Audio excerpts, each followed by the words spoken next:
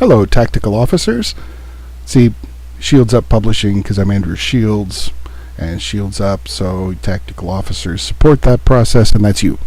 So, we're all in this together, and welcome. I just wanted to give you a quick video update as far as the project is going. For Silver and Silk, I've got the paperback and hardback proofs back, so I've approved those in Lulu, and we're in the 4 to 6 week window, have been for a couple weeks, of those getting updated in Amazon's lists. So if you go to Amazon, put in Andrew Shields or Silver and Silk, eventually they'll come up there. But they're available now on Lulu. I haven't really advertised that much at this point because I was really hoping to, make some noise when I get the EPUB. We're having a little trouble with the EPUB formatting. Something about the way the chapters point in the file.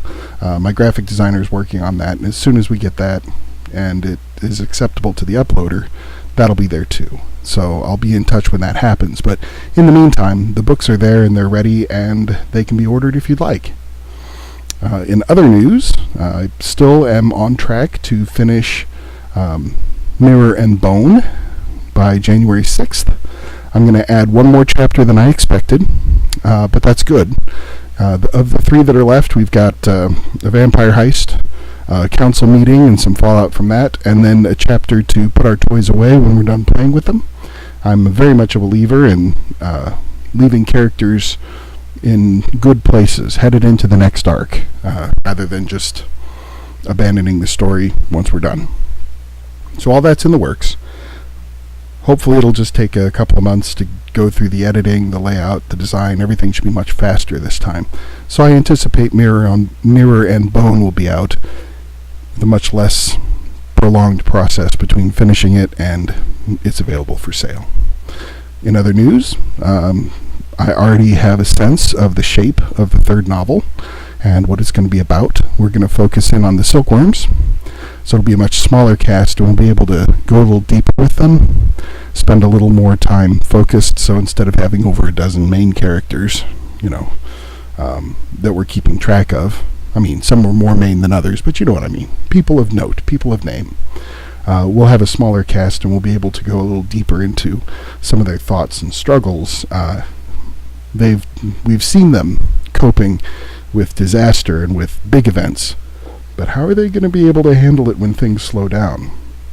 For squirrely-minded rogues who are on edge and high maintenance like these guys, seeing how they manage some of the challenges of not being pushed to the edge of their capacity is going to be an interesting study too. Also reveal a lot about the city and them as characters, their relationships. Don't worry, still be lots of shooting and heists, I promise.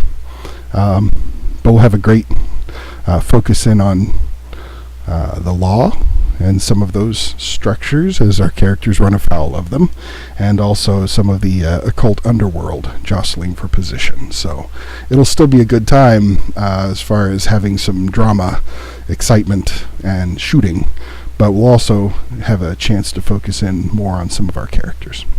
Anyway, I would love to talk about anything that you have questions about, or to engage any issues that you think are interesting, would like to raise. You know how to reach me.